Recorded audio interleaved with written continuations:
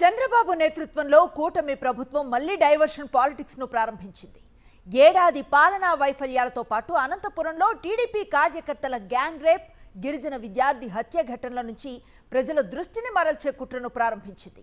తమ వైఫల్యాలను కప్పిపుచ్చుకునేందుకు సాక్షి మీడియాతో పాటు వైఎస్ జగన్ కు తప్పులను ఆపాదిస్తూ కుట్రలకు తెగబడింది.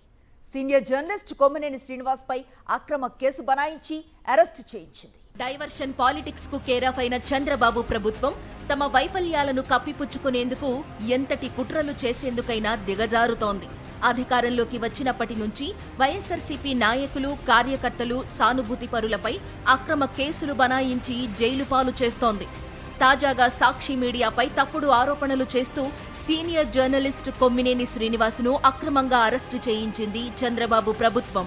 ఈ నెల 6న సాక్షి టీవీ డిబేట్ కేఎస్ఆర్ లైవ్ షోలో సీనియర్ జర్నలిస్ట్ కృష్ణంరాజు పలు వ్యాఖ్యలు చేశారు.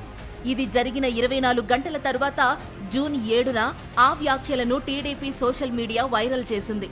కృష్ణంరాజు చేసిన వ్యాఖ్యలను ఉద్దేశపూర్వకంగా వైఎస్ఆర్సీపీకి, వైఎస్ జగన్మోహన్ రెడ్డికి ఆపాదిస్తూ విష ప్రచారం ప్రారంభించింది టీడీపీ.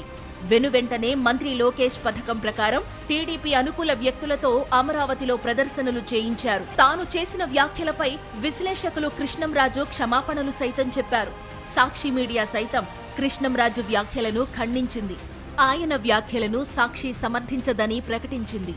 అయినా ప్రభుత్వం మాత్రం కుట్రలు ఆపలేదు. వైఎస్ జగన్ కుటుంబ సభ్యులపై అసభ్య వ్యాఖ్యలు చేయించడంతో పాటు సోషల్ మీడియాలో పోస్టులు పెట్టించింది. మరోవైపు ఈ నెల 8న రాష్ట్ర వ్యాప్తంగా తెలుగుదేశం పార్టీకి చెందిన వారితో పోలీస్ స్టేషన్లలో ఫిర్యాదు చేయించింది. పకడ్బందీ ప్లాన్ ప్రకారం ఇవన్నీ కొనసాగిస్తుండగానే ఆదివారం మధ్యాహ్నం సీఎం చంద్రబాబు ఎంట్రీ ఇచ్చారు. ఈ విషయంపై చర్యలు తీసుకుంటామంటూ మధ్యాహ్నం 1:49 ట్వీట్ చేశారు. 3:09 మంత్రి లోకేష్ ట్వీట్ చేశారు. 3:40 ఇదే అంశంపై deputy CM Pawan Kalyan office నుంచి ఓ ప్రెస్ నోట్ రిలీజ్ అయింది.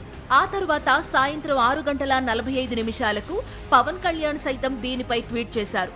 పకడ్బందీ ప్లాన్ ప్రకారం ఒకరి తర్వాత ఒకరు దీన్ని హైలైట్ చేస్తూ వచ్చారు. ఆ తరువాత కూటమి ప్రభుత్వ ఆదేశాలతో కేసులు నమోదు చేశారు పోలీసులు. డైవర్షన్ పాలిటిక్స్ లో భాగంగా పోలీసులకు డైరెక్షన్స్ ఇచ్చింది ప్రభుత్వం. సోమవారం ఉదయం హైదరాబాద్కు చేరుకున్న ఏపీ పోలీసులు సీనియర్ జర్నలిస్ట్ కొమ్మినేని శ్రీనివాస్ను అక్రమంగా అరెస్టు చేశారు. వాస్తవానికి కూటమి ప్రభుత్వ ఏడాది పాలనపై ప్రజల్లో ఆగ్రహావేశాలు వెల్లువెత్తుతున్నాయి. దీన్ని డైవర్ట్ చేసేందుకు కేఎస్ఆర్ లైవ్ షో డిబేట్ ను అడ్డుపెట్టుకున్న చంద్రబాబు ప్రభుత్వం కుట్రలు ప్రారంభించింది. ఎలాంటి సంబంధం లేకపోయినా సాక్షి మీడియాపై అక్కసు వెళ్లగక్కుతోంది.